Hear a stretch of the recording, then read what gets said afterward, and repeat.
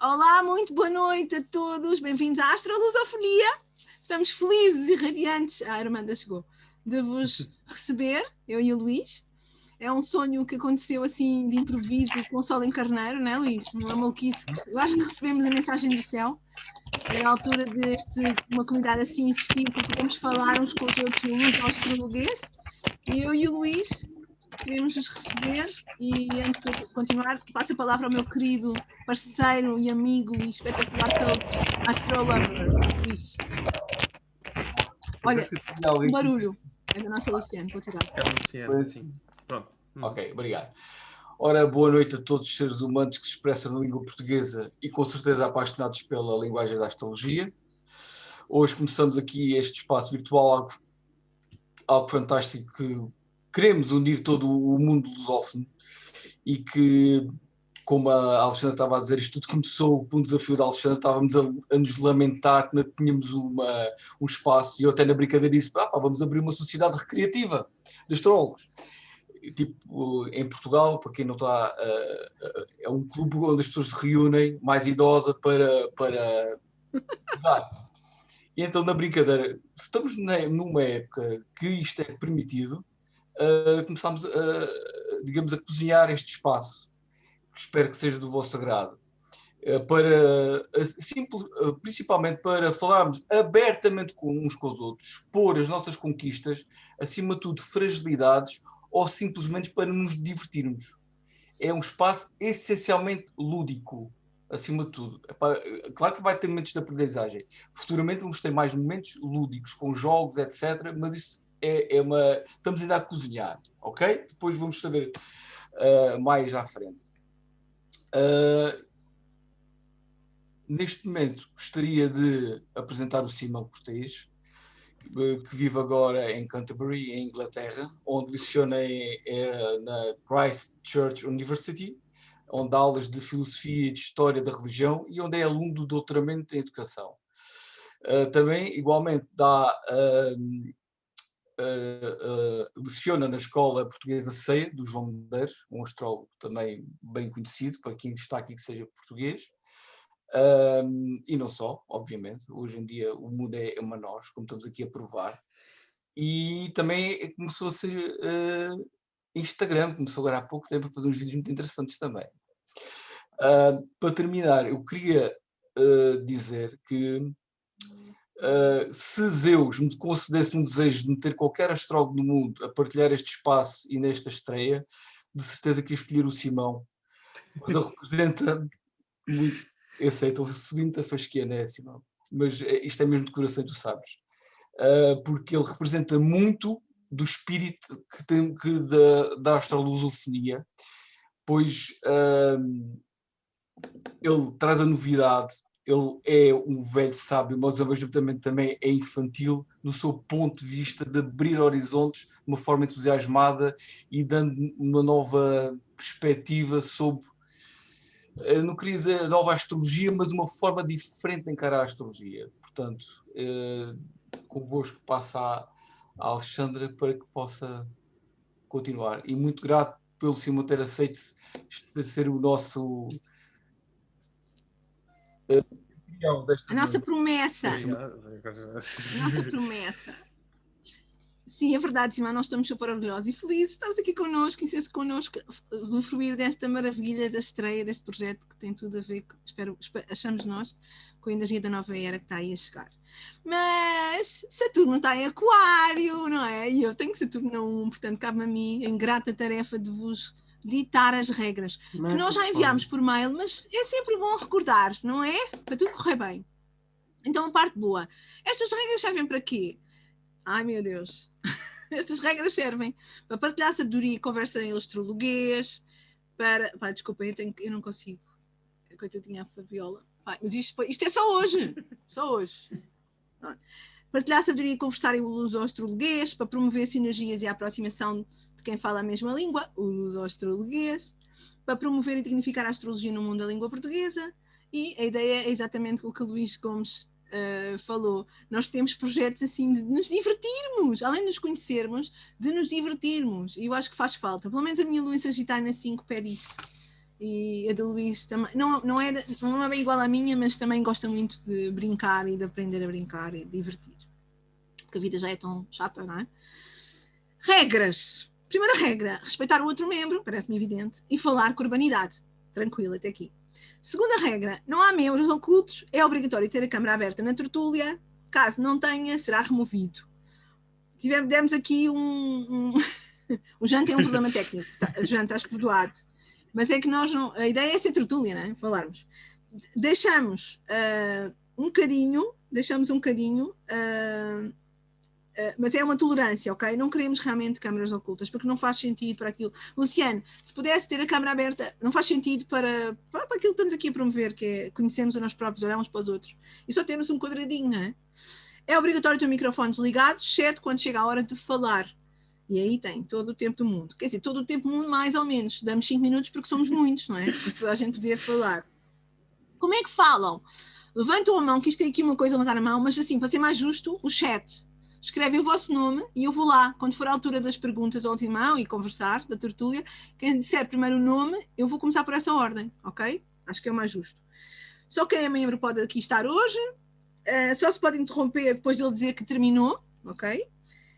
A palestra será gravada e depois publicada, só a parte da palestra, esta parte já falei, que é para dar privacidade aos membros, para tentarmos a falar à vontade.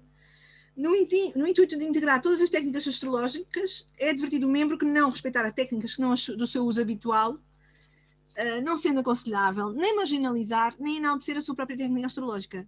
É um espaço de união. Ninguém vai estar aqui a tentar defender a sua técnica. A ideia é a gente partilhar, portanto não temos interesse nenhum neste tipo de atitudes.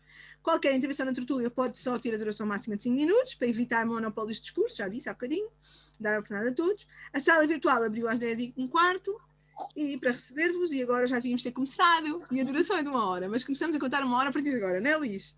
Claro que estas regras são iniciais, estão ainda a ser cozinhadas, portanto, reservamos o direito de poder alterá-las, não é, Luís? Se acharmos melhor. E por isso, Simão, a palavra é toda tua. Obrigado. Eu acho que para celebrarmos o começo da palestra do Simão, eu acho que devíamos fazer uma salva de palmas. Não, pelo amor de Deus. Não. Não, mas não é eu tenho é o momento da união, sabes? Tá bem. É a astrolusofonia contigo. Sim, há as reações aqui nos bonecos também, hein? Então está bem, reações. Isso é maravilhoso. Exatamente, corações. aqui embaixo. Reações. Eu vou pôr aqui uma festinha. Já viram lá embaixo? Amo. Tudo em festa. Eu vou tirar agora a foto. Corações e festa. Há um riso. Sim, a lua está em Sagitário. Incrível. O quê? A lua está em Sagitário, é impossível. Pois está, é verdade. Não dá, não tens hipótese. Por isso, Simão, a palavra é toda tua. Tenho meia hora a partir de agora, não é? Faz captura de ecrã, Alexandra. O quê? Faz uma captura de ecrã, se quiseres uma fotografia, fica mais bonitinho. É a tecla que diz print screen. E depois cola num sítio, cola num Ok, Simão. Tens a palavra. Tenho meia hora a partir de agora, não é? Exatamente. É muito Ou seja, importante. às 11 Eu vou pôr um timer. 17. Portanto, sim. Ok, ótimo, excelente. Quero agradecer muito por me terem convidado. Gosto muito do projeto. Gosto muito da ideia de uma astrologia lúdica, porque o céu é lúdico também. E, portanto, eu decidi que eu só tenho meia hora para falar com vocês, mas eu vou gastar 5 minutos a contar uma história incrível sobre mim e o Luís. A história mais divertida que eu tenho com o Luís, porque eu acho que vale a pena. Que foi há uns anos, em 2016, houve uma conferência internacional de astrologia no Porto, que é, pronto, no norte de Portugal. E o Luís foi um doce e deu-me boleia na altura, para eu não ter ido de comboio. Ficámos a dormir no mesmo hotel, ficámos a dormir no mesmo quarto e tudo. E eu estava, na altura, foi assim, era a altura que eu tinha descoberto a horária. Era a altura em que eu estava mesmo apaixonado pela horária. E o Luís perdeu os óculos dele. E então, depois do Luís perder os óculos dele, nós fizemos uma horária a perguntar onde é que estavam os óculos. E aquilo tornou-se assim um ponto de orgulho a certa altura, não é? Porque eu queria encontrar os óculos, eu estava numa conferência de astrólogos, era a minha horária, eu queria encontrar os óculos. E a horária dizia que os óculos estavam em Lisboa. Mas nós sabíamos, de facto, que os óculos estavam no Porto. Havia fotografias, inclusivamente. Os óculos tinham de estar no Porto. Mas a horária era claríssima que os óculos estavam para sul e muito longe. Ora, o único sítio longe e sul que o Luís tinha, de nós, que o Luís tinha estado naqueles tempos, era Lisboa. E tornou-se uma obsessão. Nós procurámos em todo o lado. Nós procurámos no chão de todos os sítios por onde andámos. Nós virámos o carro do Luís do avesso, virámos o quarto do hotel do avesso, virámos o centro de conferências do avesso. A certa altura estava assim mesmo. Nós temos os 2 de lua em Escorpião, então tinha-se tornado este ponto obsessivo, compulsivo nosso de encontrar desesperadamente os óculos e não encontramos os óculos, foi uma pena. O Luís deu-me boleia de volta para Lisboa, deixou-me em casa à 1 da manhã, e no dia seguinte eu acordo e o Luís diz-me que tinha encontrado os óculos no carro, que nós tínhamos virado 3 ou 4 vezes, mas a piada é que os óculos estavam de facto no Porto, não em Lisboa, mas só apareceram em Lisboa, não é? Então não tivemos mesmo capacidade de enganar o céu nesse dia. E foi o céu que nos enganou a nós, porque nós não conseguimos encontrar os óculos e eles apareceram onde efetivamente a horária dizia que eles estavam, mesmo que na altura em que fizemos o horário eles não estivessem lá. Então pronto, foi a experiência mais engraçada com horário que eu algum dia tive. De qualquer modo, obrigado, é ótimo estar aqui, eu gosto muito de comunidades, sou fascinado por comunidades. Gosto de muita gente que aqui está, é excelente para mim ver tanta gente que eu conheci em tantos contextos diferentes, gente do CEIA, alunos meus, amigos meus, gente que eu conheço do Brasil, de vários contextos do Brasil, é assim incrível mesmo. E eu não sabia como é que ia ser a audiência. Há muitas pessoas diferentes neste momento na lusofonia, algumas que eu conheço, outras que não. Eu não sabia, quando eu decidi o tema de que falar com vocês, eu decidi escolher assim um tema mais neutro e mais morno. E a razão foi porque eu não sabia qual é que iam ser as competências técnicas das pessoas presentes e por aí fora. Não queria amassar as pessoas também necessariamente com algumas das minhas aulas de filosofia que eu às vezes dou, que são um gosto adquirido, acho eu. E então decidi falar de um assunto que eu gosto muito e que me interessa muito. Eu tenho muito interesse em pensamento astrológico, não só em fazer, eu faço astrologia, tenho clientes e alunos, mas tenho muito interesse em pensamento e nas diferentes formas de pensamento. E uma coisa que me interessou muito, que me interessa muito desde há muito tempo, é as diferenças entre astrologia moderna e tradicional, naturalmente. Mas aquilo que eu queria falar com vocês hoje é principalmente de algumas das assunções mais básicas que nós levamos quando interpretamos um mapa. E como essas assunções muito básicas vão mudar a forma de nós interpretarmos. Portanto, eu não vou estar a falar necessariamente de técnicas muito específicas que estão na caixa de ferramentas do astrólogo tradicional. Portanto, não vou estar aqui a falar nem de técnicas muito específicas do astrólogo moderno, não é esse o objetivo. Mas o que eu quero falar um pouco com vocês é de uma diferença fundamental e básica que existe na forma de olhar um mapa, que eu acho que é muito visível, de modernos para tradicionais, mas também há tradicionais que olham mais de uma forma e há modernos que olham mais de uma forma. Mas é muito interessante porque se nós tivermos mais noção, ou se nós tivermos um entendimento mais claro de quais é que são as nossas abordagens imediatas a um mapa, nós também depois temos uma capacidade melhor de fazer um trabalho mais interessante da nossa parte. E então, estas ideias são ideias que eu aprendi com duas das pessoas que mais me ensinaram sobre astrologia, que são 2 dos meus professores aqui em Inglaterra, que é uma astróloga chamada Maggie Hyde, que é moderna, essencialmente, apesar de ter estado muito envolvida na recuperação dos textos clássicos nos anos 70, especialmente do Christian Astrology, do William Lilly. E o Jeffrey Cornelius, que é o marido dela e que é um bocadinho mais tradicionalista em termos de espírito. Mas então eles categorizam a abordagem a um mapa astrológico. Eu vou já se calhar partilhar o mapa. Se eu estou host. Não, podes-me pôr host. Eu vou-te pôr host, mas antes disso deixa-me só dizer uma coisa. A minha gravação, ao contrário do que eu imaginava, aparecemos todos. Alguém que se opõe a que eu publique no YouTube é porque a imagem é de quadradinhos, todos. Eu pensava que ia só filmar o Simão, mas não estou a conseguir pôr só o Simão no ecrã. Porque isso acontece quando ele faz slides, como ele não fez. Que é o que eu vou fazer agora, portanto... Não, mas já está, mas eu estou a gravar desde o início. Claro. Se alguém só puser... Por favor, ninguém se oponha, porque nós queríamos publicar e queríamos divulgar o trabalho de cada membro no YouTube, mas só essa parte. Mas Eu sou advogada e sei perfeitamente que a vossa imagem vai ficar exposta, então é por isso que eu vos pergunto se alguém só põe. Nós podemos, mas nós de certeza que podemos editar o vídeo e cortar as pessoas, provavelmente. Okay. Acho eu. É a primeira vez. Eu depois tento, sim, se quiseres. Vou-te dar. Então, a partir de agora és o host, Simão. Yes. Obrigado. Excelente. Só para partilhar. Vou partilhar um mapa com vocês. Estamos aqui, pelo menos aqui em Inglaterra, estamos na hora de Marte. Eu não sabia disso, mas acabou por ser um mapa bem apropriado que eu escolhi. Mas é só para vos explicar, não vou começar por aqui. Muita gente aqui, especialmente os meus alunos, conhecem este mapa já de trás para a frente. Mas eu gosto dele na mesma. Então, o que eu ia dizer é, o Jeffrey e a Maggie acabam por categorizar as abordagens aos mapas em 2 tipos fundamentais de abordagens. E uma das abordagens, que é a abordagem que eu diria que é mais típica da astrologia moderna, da astrologia como nós a fazemos hoje em dia, é o que eles chamam a abordagem sintética. E a abordagem sintética tem traços muito claros que todos nós conhecemos. Em primeiro lugar, um dos traços fundamentais e mais evidentes da abordagem sintética é que tudo é levado em consideração. Portanto, por exemplo, temos este mapa aqui. Eu já vou falar do mapa especificamente, mas é o mapa de Dom Pedro I, é o mapa de um rei português. Temos este mapa aqui, e aquilo que um astrólogo que aborda os mapas sinteticamente, um astrólogo que faz a astrologia como ela é feita maioritariamente na modernidade, vai fazer, é olhar para cada planeta em específico na sua posição, particularmente e em especial por casa e signo, e também para os aspectos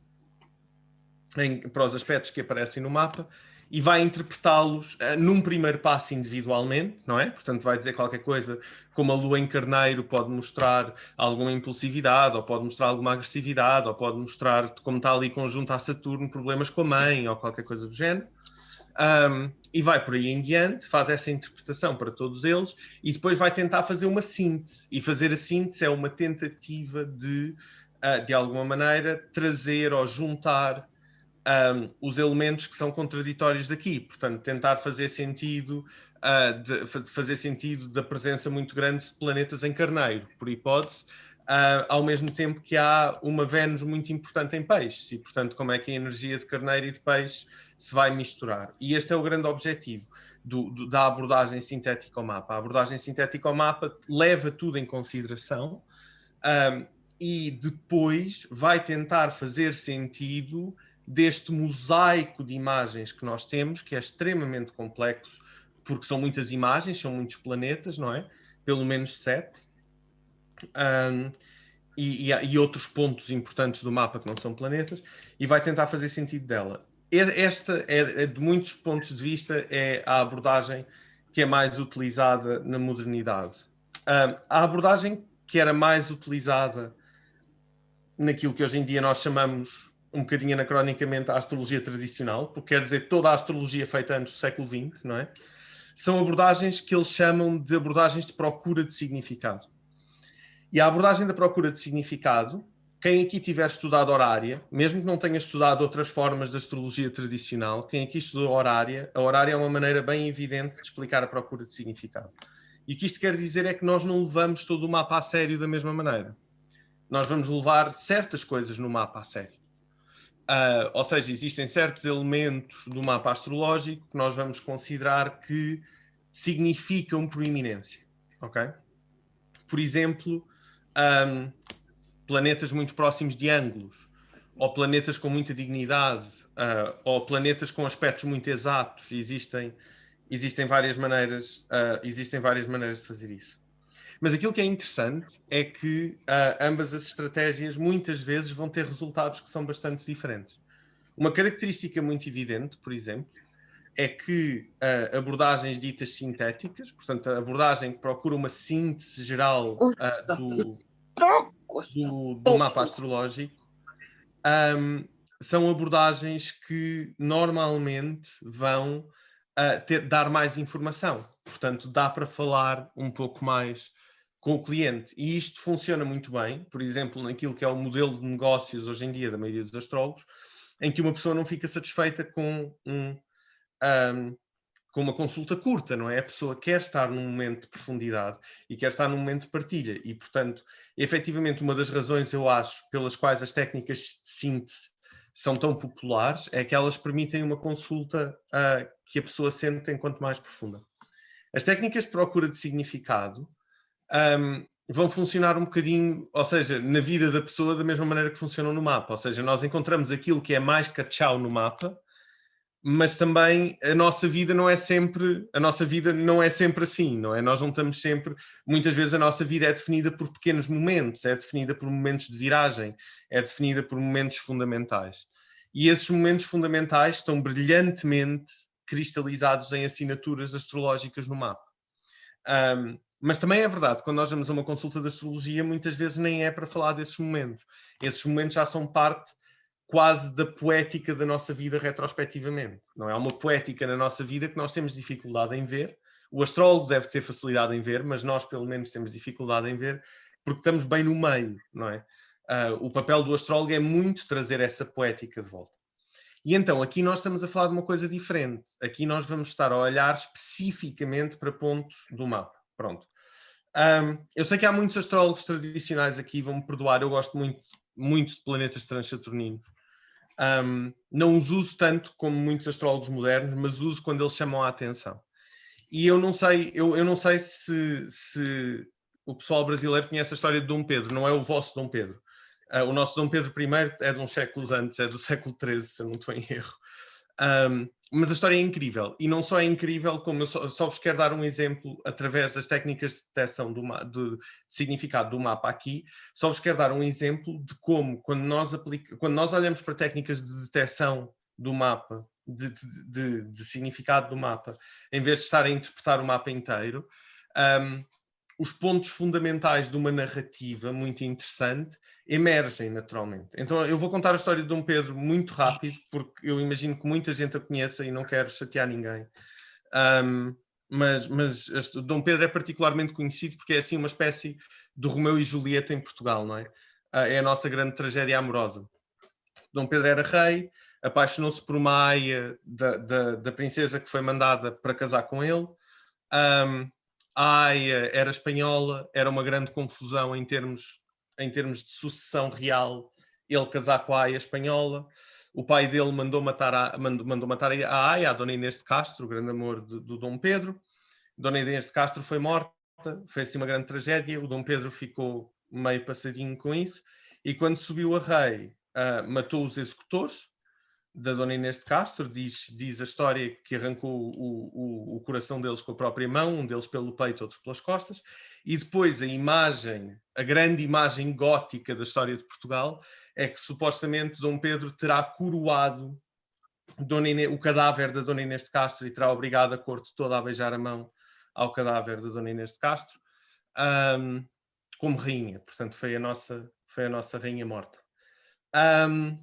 E nós temos sorte que Dom Pedro é dos poucos reis de Portugal que nós temos um registro de hora de nascimento, porque a crónica diz que ele nasceu 1 hora antes do nascer do sol ou uma coisa do género. Portanto, nós temos um mapa bastante fiável, tendo em conta que é um mapa do século XIII. Portanto, é incrível, é uma bênção, mas não é só uma bênção, não é? Por alguma razão é este o mapa que nós temos e não o de outro rei qualquer.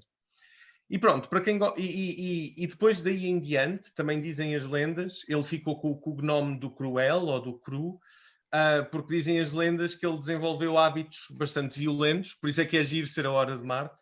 Desenvolveu hábitos bastante violentos e que viajava inclusivamente pelo país a torturar e a matar e a destruir homens que não tratavam as suas mulheres adequadamente. E, portanto, ele vingava e projetava esta experiência que teve da morte da mulher que ele amava nos seus súbditos através de violência muito extrema. Pronto. E depois existem outras histórias giras, existe uma história de um romance com outro homem, que é insinuado nas crónicas, e uma história de ciúmes que o levou a castrar esse amante dele. Há todo um conjunto de histórias bastante violentas, bastante estranhas, muito, muito interessantes. Mas isto tudo para dizer, a razão porque eu estou sempre a apresentar o mapa do Dom Pedro, é que uma das técnicas de detecção de significado que eu uso muito, não faz muito sentido para quem usa a astrologia helenística, mas é uma técnica que eu acho muito interessante, especialmente no contexto da astrologia, mais depois da astrologia helenística, é o aspecto mais exato. Eu tenho muito interesse nesta coisa do aspecto muito exato. O aspecto muito exato diz para mim muita coisa sobre o mapa. E o aspecto mais exato do mapa de Dom Pedro, inacreditavelmente, claro, é a conjunção entre Vênus e Plutão na casa 12, em Peixes, não é? Esta Vênus, a Vênus morta exaltada, a Vênus morta levada à rainha, na casa 12 dos inimigos secretos, não é? Que neste caso é o próprio pai. Que acho genuinamente um aspecto extraordinário. Há outras coisas muito interessantes neste mapa, não é? Nós temos ali o peso do pai e da mãe, com eles os dois conjuntos ao ascendente, não é? Aquela Lua-Saturno, regente da casa 10, regente da casa 4, conjuntos ao ascendente, apesar no ascendente, opostos a ele, não é? Opostos a ele, que é Marte, regente do ascendente na cúspide da 7, e estão opostos a ele porquê? Ele está na cúspide da 7, estão opostos a ele por causa do amor dele, estão opostos a ele por causa do casamento dele.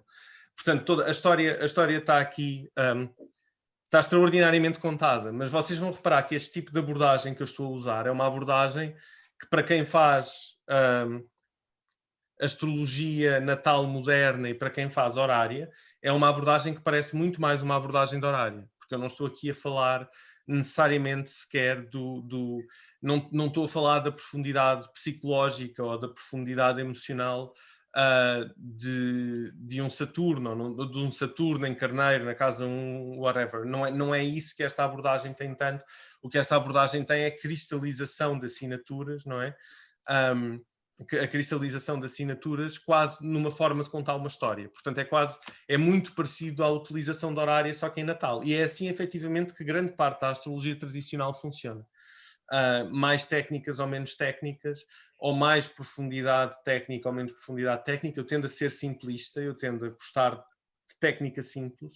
Não porque é mais fácil, eu estudo as técnicas difíceis, não é isso, mas porque eu acho que é tão evidente, não é? Eu acho que eu podia perder aqui muito tempo em busca de seitas e em busca de Antícia e em busca de todas essas coisas, mas este mapa, há qualquer coisa na simbologia astrológica, para mim, que tem a ver com a autoevidência, não é? Nós temos aqui os pais opostos a ele, num signo de violência e de guerra, ele apaixonado na casa 7, mas exilado, temos o amor dele morto na casa 12, ele levado à rainha. A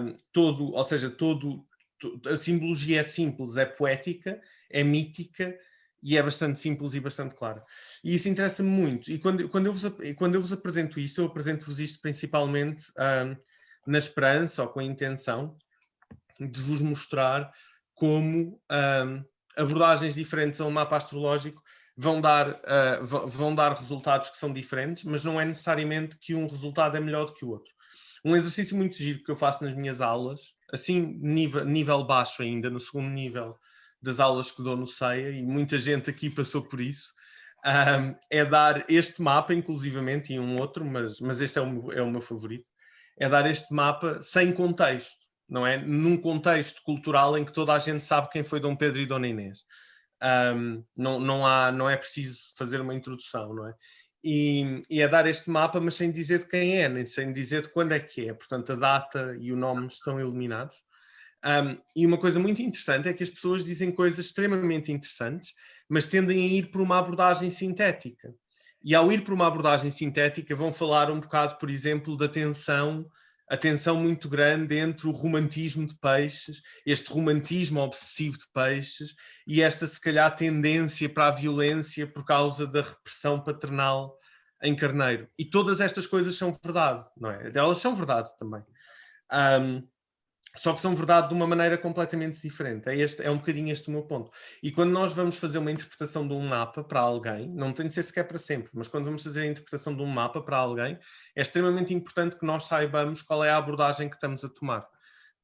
Porque estas abordagens vão mudar muito a maneira como nós vamos falar com a pessoa e a maneira como vamos contar a história da pessoa. E contar a história da pessoa é estrutural ao nosso papel de astrólogos. Eu falo muito disto, sou muito chato, mas há uma palavra muito antiga em latim, já que estamos todos aqui a falar português, não é? Há uma palavra muito gira em latim, que é o ates. Escreve-se vates, não é? Mas o V ali a su é o ates. e que é a palavra que dá origem ao Vaticano, inclusivamente. Vaticano vem do Ates, e o Ates é a figura do profeta, que é o contador de histórias também, não é? E então o papel do astrólogo, o principal papel do astrólogo, é o papel de contar uma história, de uma forma ou de outra. E, portanto, são escolhas que nós temos de ir fazendo em termos de como vamos contar esta história, porquê e de que ponto de vista, essencialmente. E por isso é que é tão importante, de alguma maneira, termos uma noção de como é que nós queremos fazer isto. Eu trouxe-vos mais de 2 mapas muito giros. Eu, no fundo, eu admito isto, como eu vos disse, isto é um tema simples e o tema é mais uma desculpa para vos mostrar mapas bonitos, mas eu acho, pronto, mapas são coisas incríveis e presumo que todos nós gostemos um bocadinho. E o outro mapa que eu vos trouxe aqui, que eu acho que é um mapa que tem uma assinatura astrológica que vale por tudo o que é astrologia. Pronto, isto é o mapa da Maria Guimbutas, não sei se toda a gente sabe quem ela é. A Maria Guimbutas foi uma historiadora feminista, uma arqueóloga feminista, e foi foi a arqueóloga que basicamente começou aquilo que hoje em dia é conhecido, pelo menos eu acho que em Inglaterra e no Brasil tem muita força, em Portugal um pouco menos, mas ficou conhecido como o movimento da deusa, não é?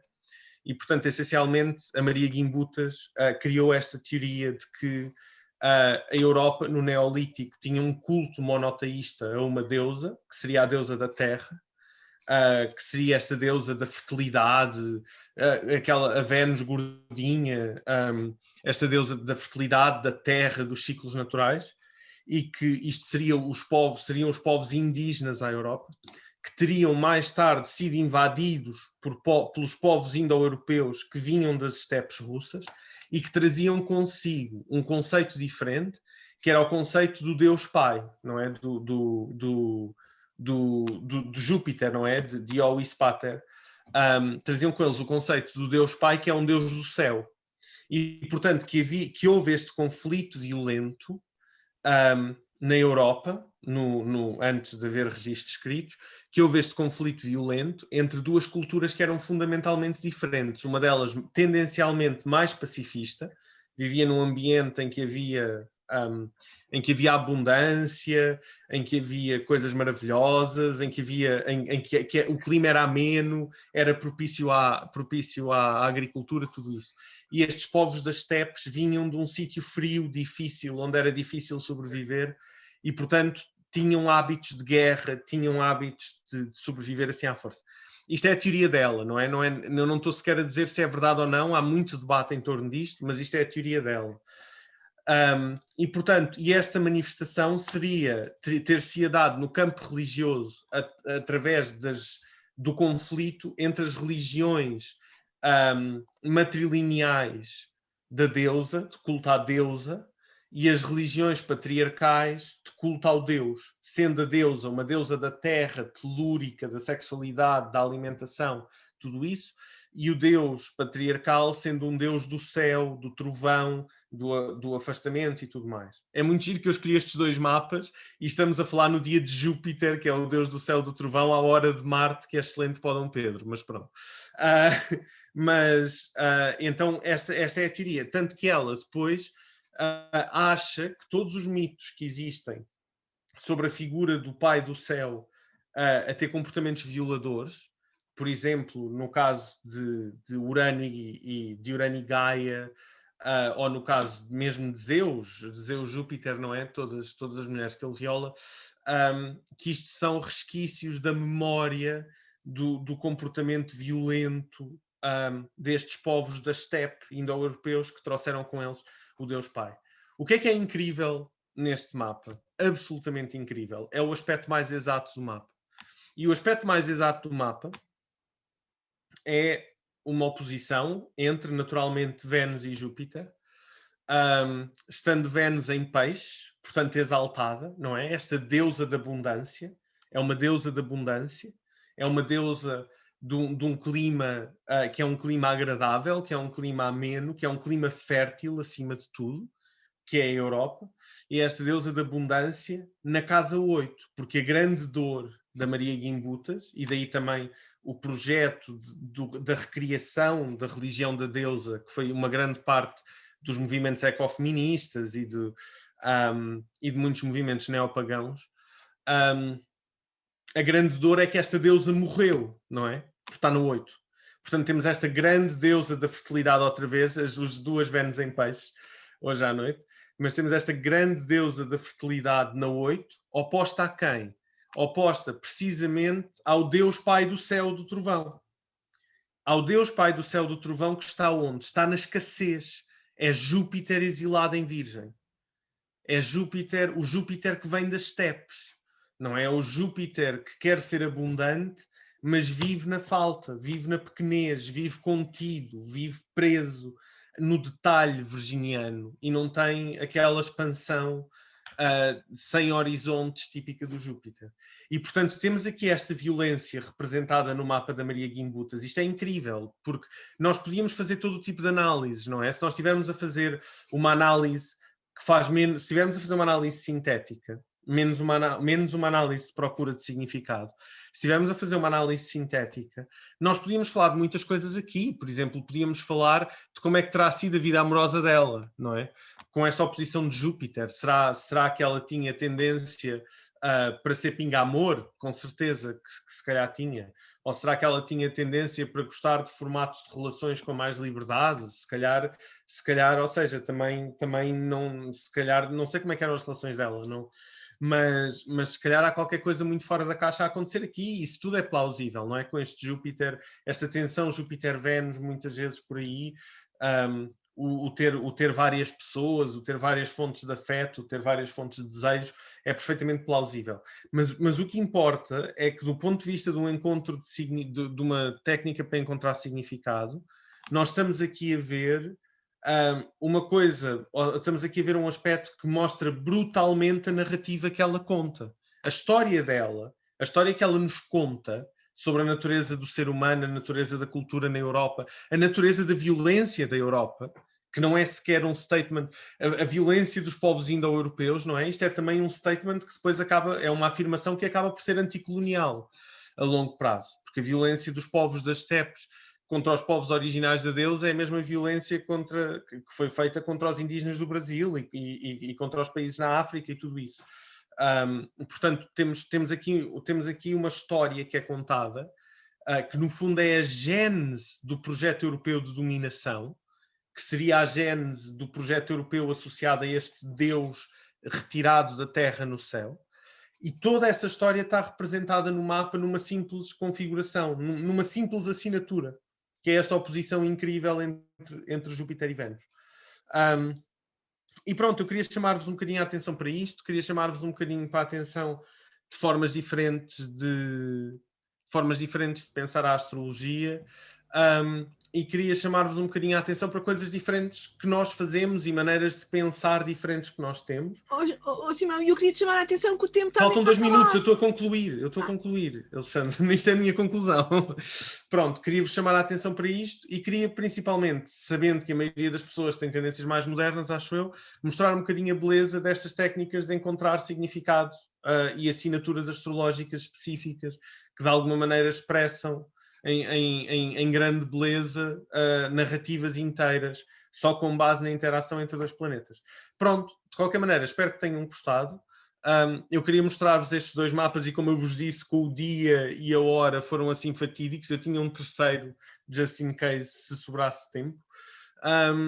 Mas pronto, portanto, basicamente... Vá lá, Simão. Hoje é a lua em Sagitário, é o primeiro dia. Vá, mostra lá o teu mapa. Não é preciso, é o mapa do Jung, e posso dizer só muito rapidamente que o Jung tem esta coisa incrível da sincronicidade, não é? Esta coisa de ver a nossa interioridade lá fora, ver a nossa interioridade no mundo lá fora, e isso é muito interessante porque ele nasce exatamente ao pôr do sol, não é?